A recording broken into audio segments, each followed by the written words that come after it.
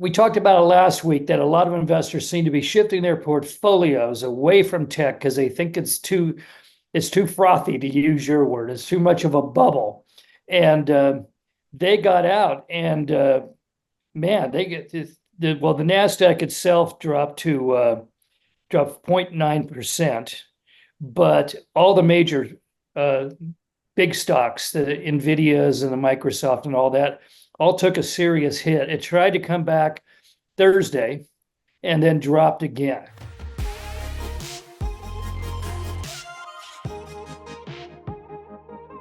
Hi, Scott. Hello, Michael. Hello. So, getting ready for the Olympics? Yes, we are. We are in the big games. We love that around here. So, do you stay 3 hours later or leave 3 hours sooner? Or No, I mean, working for an NBC station, it does move the schedule around a bit, but no, it's not all that much different. The news moves a little bit, but it's really all about the games, and we've done previously stories about the games. We'll do stories during the games. It's a lot of fun. yeah, I remember when you did it last time. It looked like fun, but it looked a little crazy.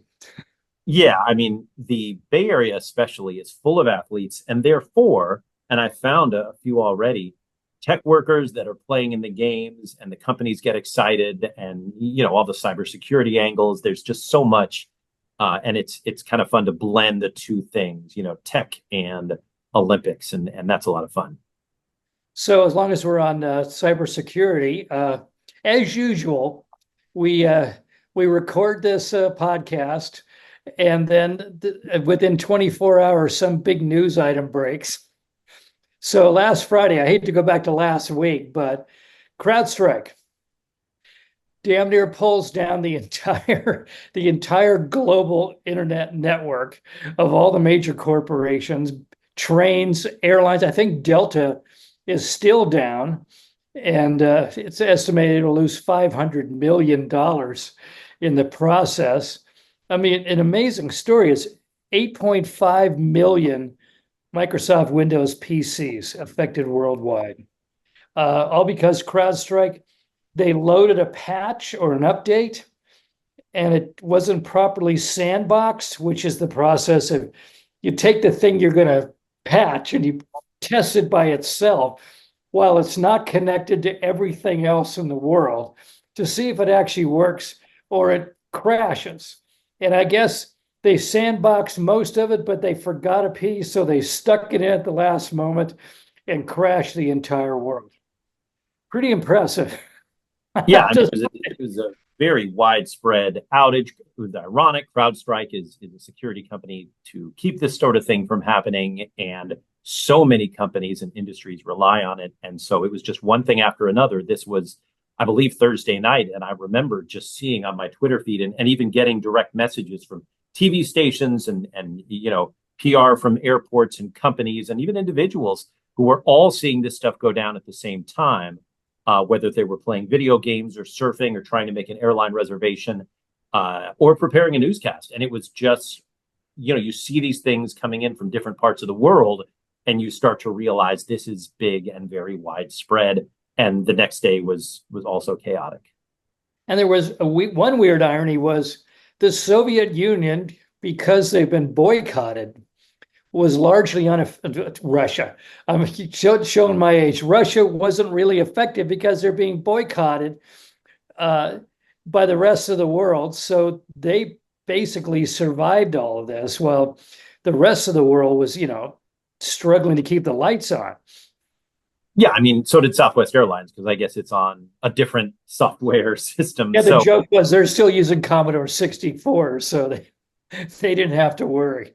right. And yet they had gotten hit in the last big airline outage, almost uniquely Southwest. So it does prove that different businesses, different industries, different companies can be on different software. And maybe there should be more of that, because one thing that came out of this was just how homogenous we all are, which in some ways is easy.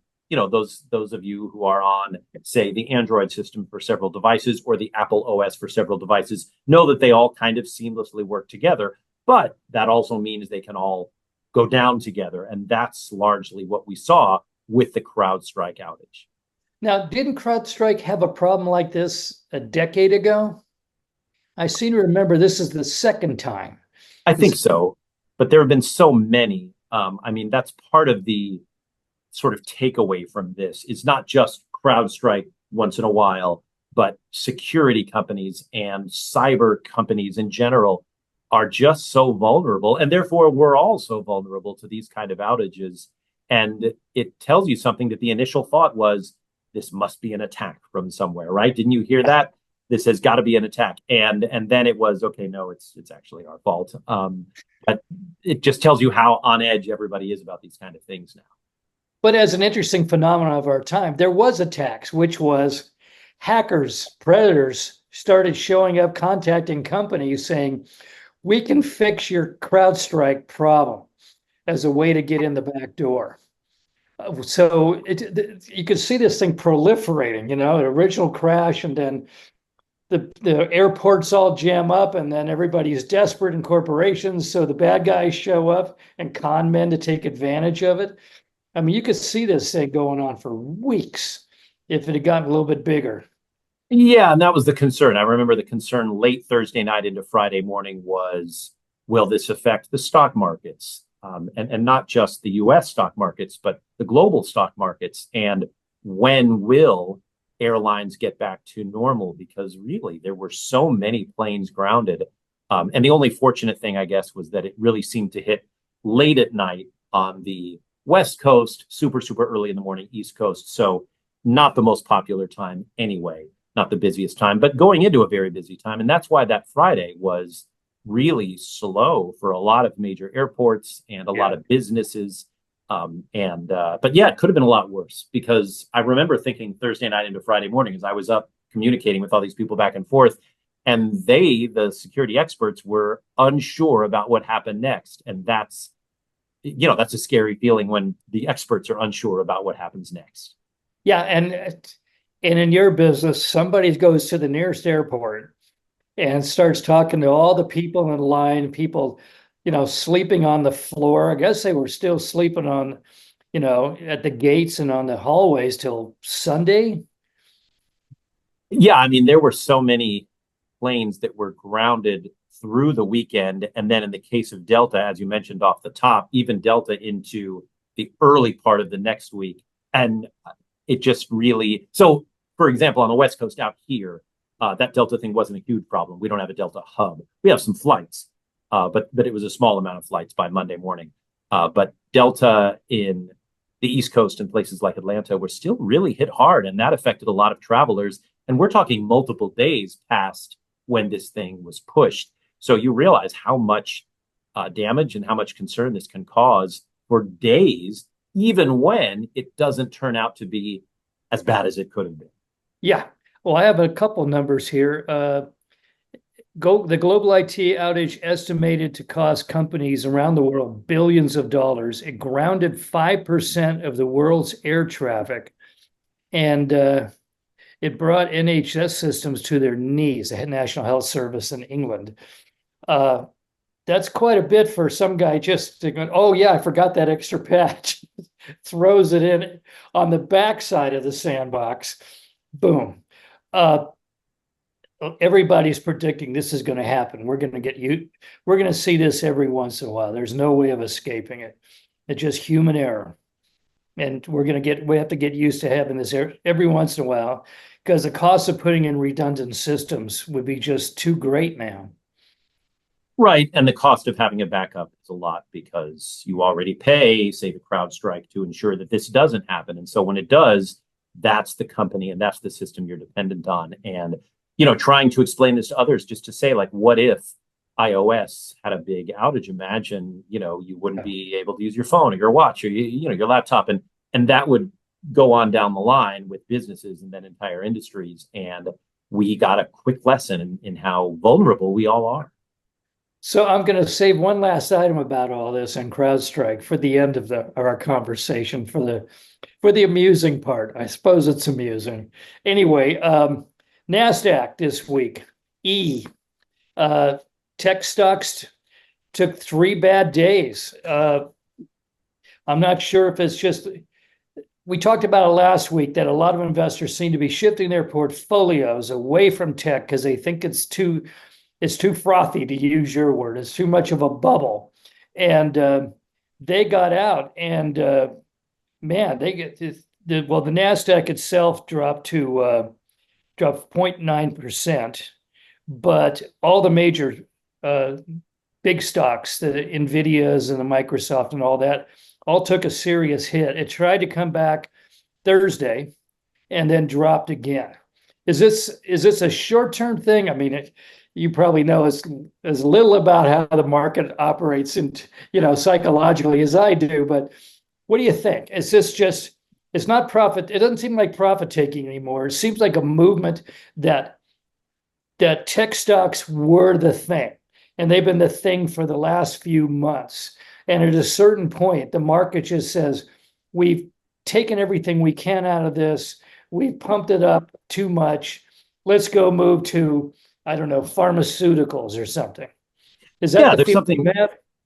Yeah, I think that's a fair assumption. And this that you speak of, I think, is AI, because the companies that really did get hit were Microsoft, Apple, Nvidia, the companies that had gone so high, SCMI, Supermicro, on the back of all these AI gains. And then, you started to hear what you and I have been talking about for weeks. Is there really any profit behind AI yet? Is there even a promise of this? And I don't just mean a lot of companies buying chips from Nvidia and Supermicro and AMD, but what about the actual AI companies themselves? And remember, a couple of decades ago, people were asking these questions about the dot-com companies and realizing there's not much profit to a lot of these things, and they eventually went away. And then the Ciscos and the Suns and the Oracles, they all got hit as well. So right now, the only money to be made in AI is on these pick and shovel companies, the chip companies largely, and some of the software companies. But unless and until the OpenAIs of the world and the Anthropics of the world can say, hey, we're all going to make money on this, people are going to start questioning, do we need to spend on all those chipsets? And I think some of that uncertainty is set in, and it is still profit taking. The valuations of these companies are still very, very high, Mike. And I think that's why people don't feel so bad about rotating out. They're taking pure profit at this point. I mean, some of the stats that have come out on how much the average NVIDIA employee has made in stock options is really impressive. Yeah. And so at some point, it makes sense if these questions are being asked to say, well, look, pharmaceuticals, we know they're already making money, some of the biotech, some of the software, and eventually it catches up. But right now, things just got so high so quickly. It makes sense to say, where's the beef? Where's the real money? Well, and we talked about this a couple of weeks ago that, yeah, the chip makers are doing real well because they're at the front end of the design in phase, that every company in the world right now is trying to figure out, how do we install AI? But we haven't seen the results of that design in. That takes a long time, could be a year or more.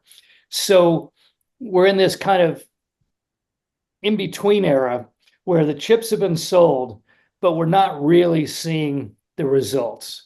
And I think your analogy to the dot-com bubble is the same thing. None of those companies, when I was running Forbes ASAP magazine, none of those companies we were covering were profitable. None. Thousands of dot-com companies, they didn't really see, they either died or they finally saw a profit about 2003 or 4. And I think there's going to be a similar lag time with this. And then we'll start seeing some amazing apps, and those companies will suddenly become the darlings. Right. I mean, OpenAI just announced its own search engine, Search GPT, I think they call it, or something. Yeah. And that's getting into a very, very lucrative vein right there for AI. And we know that Google, if you've searched on Google lately, they give you AI right off the top. Meta wants to be into AI. And so these are companies that are really good at making money with search. And I mean, making billions of dollars in search. And so OpenAI saying, hey, ChatGPT is going to be part of our search engine is a really big move. They've got that sort of already in Microsoft's Bing. And search is a big vein for profits and for actual real money. And so it'll be interesting to see if they do that. I noticed when OpenAI announced its search engine, just checking Google stock chart, and it dropped. Well, sure. Google 500 million is not a death sentence, but all of a sudden, $500 million in market cap disappeared because people are a little nervous because now there's maybe, and I stress the maybe, some competition. But it is interesting that that company is saying, gee, how do we make money? Maybe search, which has been proven to be a cash cow. Yeah, and when you think about it, it was a brilliant move by ChatGPT, because what is search? But basically not artificial intelligence, but human intelligence combined with servers. So in a sense, ChatGPT search is just Google in 2024. That's super powered to go out and search everywhere and dim all the lights in the world as it does so. I mean, I think we're going to run into a problem with power and electrical power. I keep hearing that again and again. If AI is going to take up 40% of the world's electrical power, we're going to need a lot more coal plants and solar plants and nuclear plants to cover that. I mean, just for some 9-year-old to get his third grade report done, it's going to be pretty demanding on the grid. Okay. By the way, you mentioned Meta. Did you see the photograph of Mark Zuckerberg on a surfboard? Yeah, Yes, drinking a beer. On July 4th, absolutely. I was more July 4th. patriotic than Mark Zuckerberg drinking a beer on a surfboard, really. What is going on? Is he like hired a makeover firm or something? He talked about the Trump assassination attempt, and he said that's whatever he said, that's pretty ballsy or something. It's like, when did he start talking like a human being? Yeah, I don't know. It is. You wonder how much that is a sort of a goal or a purposeful thing. He's letting the hair grow out a little more. He's got the gold chain. He's showing pictures of himself on a surfboard, drinking a beer on the 4th of July. There's always been that part for those of us who have known Mark for a long time, where he will dip out of the nerdy stuff to talk about his favorite barbecue sauce, or he will talk about how he puts his daughters to bed every night in just the sweetest terms. And it is, I guess, I wouldn't know how to balance being this Uber CEO versus a regular person. But there is this sort of back and forth, and maybe he's leaning into the back or the fourth a little more than he used to. And so now it's like, I've got curly hair, I'm wearing a gold chain, and I'm surfing. But he's also gotten into the MMA stuff. Who knows? Yeah. When you're that wealthy and successful, why not lean into your hobbies and passions, because you certainly can. And I as long as we're on him, there was a very interesting interview with him where he basically said, we're not that interested. If you want to get hired by Meta, we're not looking for code writers. The skill for young people to get right now is to be creative and most of all focused. And he mentioned his daughter writing a novel about mermaid crystals or something. But he used it as an example of, you get all the way in, you get completely focused on anything, and that shows that you're capable of learning and advancing your knowledge and taking the string out as far as you can go. And he says that's a more important criteria for us at Meta than being able to code. I'm not sure that's really true. I'm sure if some artistic dance instructor showed up and says, I've been working on this one dance for 45 years, if that's going to be, the key to getting a job at Meta. But it's once again, it's him talking differently. And I've actually heard that from other people in Silicon Valley, other executives, that once again, this town tends towards people on the spectrum, and nobody's more focused than people on the spectrum. So and everybody's trying to find an advantage, not just in their company, but in their company's future. And sure, I mean, you might say, oh, you got to be good at tech, but I don't know. Look, if Mikhail Baryshnikov shows up on your doorstep and you're Mark Zuckerberg, hire him, put him to work. Yeah, why not? Why not? Okay. A little bit of news: the billionaires' utopia, California Forever, up there in the North Bay.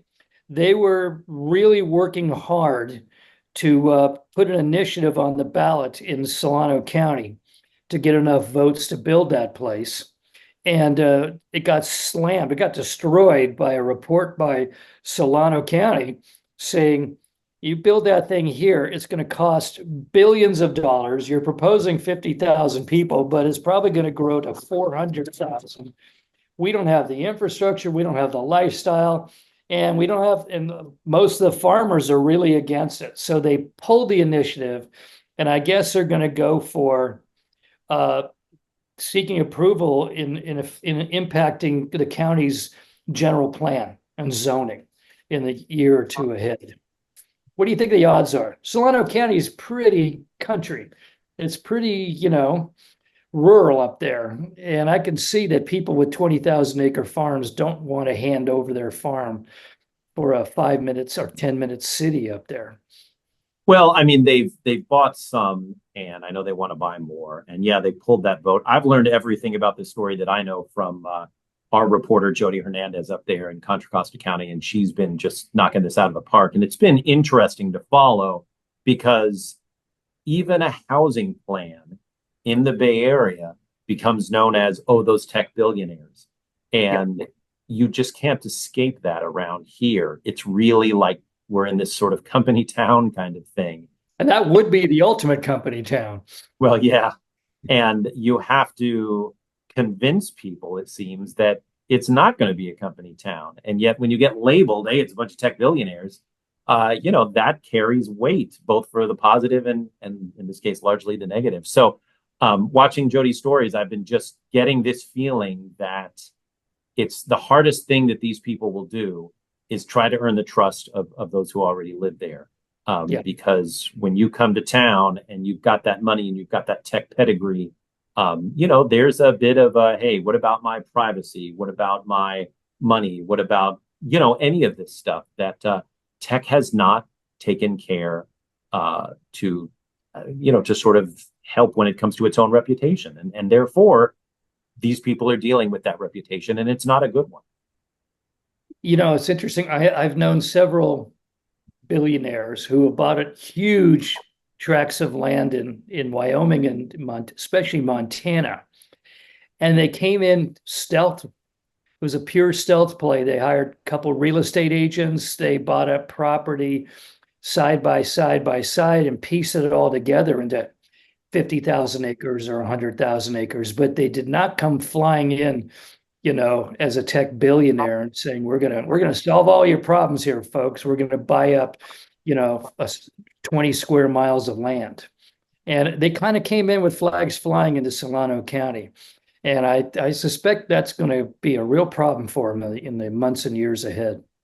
It seems so. And there is that reputation that tech has earned to its discredit and a lack of trust, and it's its own fault. And we've seen it play out in real time.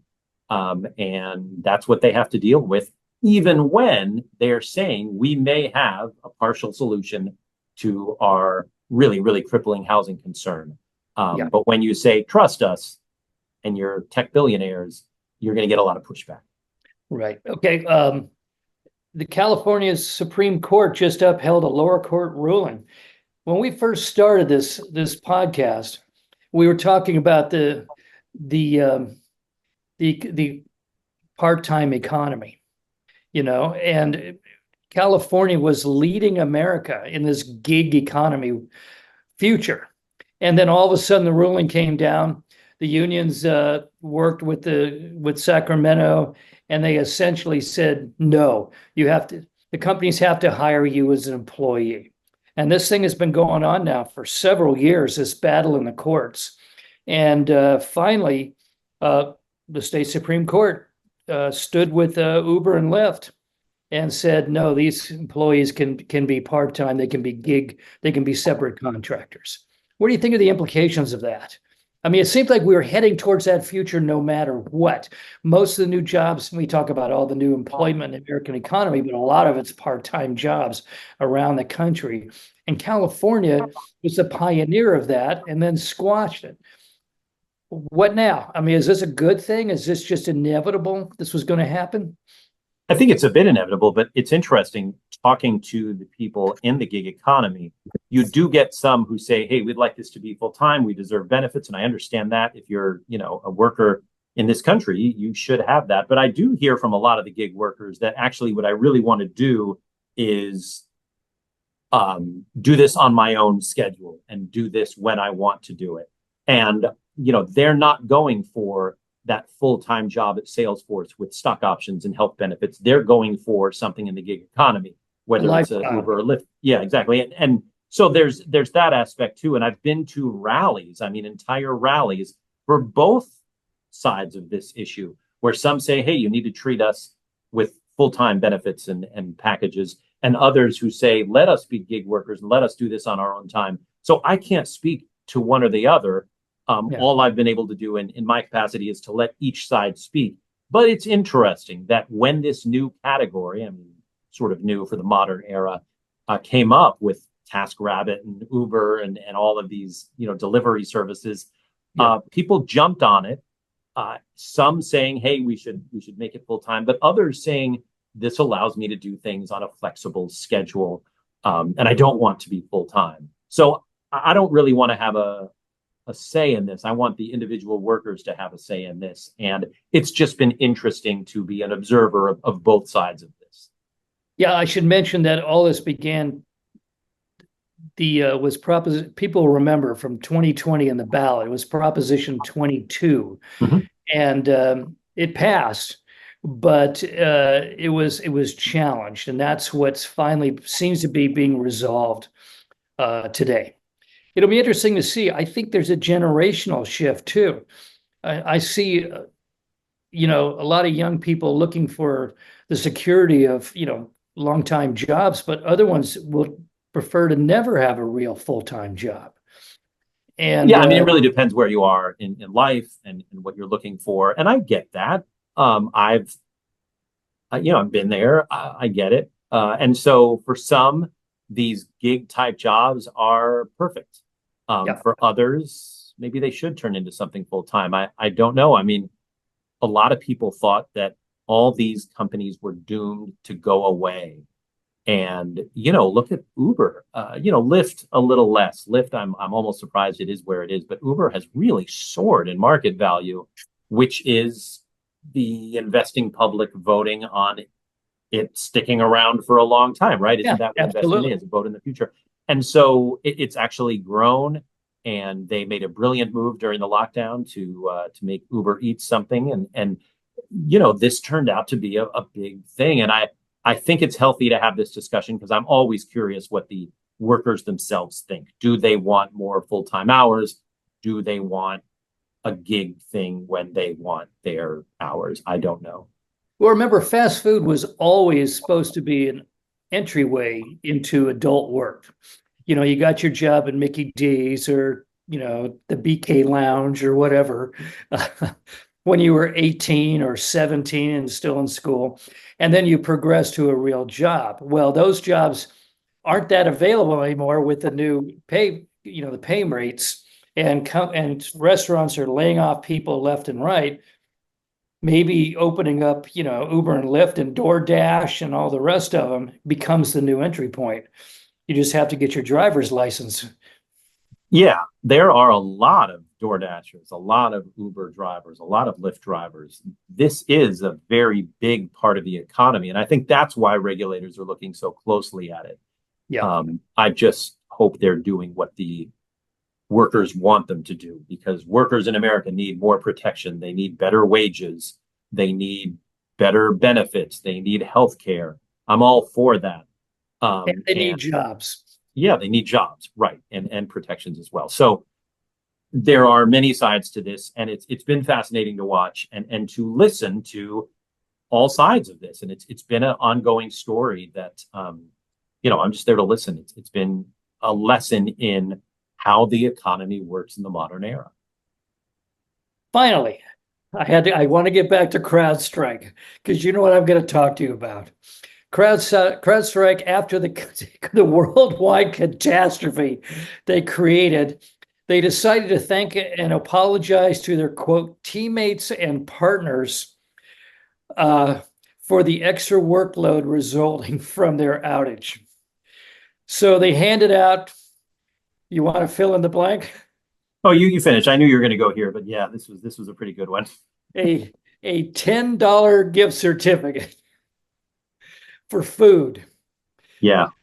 And I thought, a $10 gift certificate for every single employee that they screwed over for those 3 or 4 days. How many millions of people is that? Oh no, it's to the company. Here you go. Here you go, IBM. Here's your $10 gift certificate. Yeah. And this was interesting because even after, taking a 25% haircut on their stock price, this is a company that was still worth $64 billion. And that was like, I don't know, less than you give the 12-year-old neighbor who waters your plants while you're gone for the weekend. I was surprised at that. And the fact that they printed it out meant, it's public, like people can see that they're doing this. And I don't know. I just wish, to be a fly on the wall of the meeting where they decided that, but also the fly on the wall of all those companies when they saw that note, were they like, oh, good, I get a sandwich? Or were they like, wait a minute, I wonder about how that went. It's like a real estate agent giving you a $20 Starbucks card. Yes. Buying a house. Yeah. Well, I mean, there's been a real pushback on this one. It's become quite the meme, but it just struck me. Did they sit in a meeting after watching all their systems go down and watching, planes being grounded, and they go, what can we do to make it up for these poor folks? I know.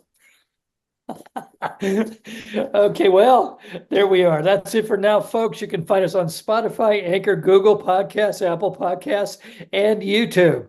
You can see Scott on Facebook and X, and of course, almost every weeknight, probably quite a bit on weeknights in the next couple of weeks with the Olympics on NBC Bay Area. And hear me regularly on the BBC World Radio show Business Matters. Have a great weekend.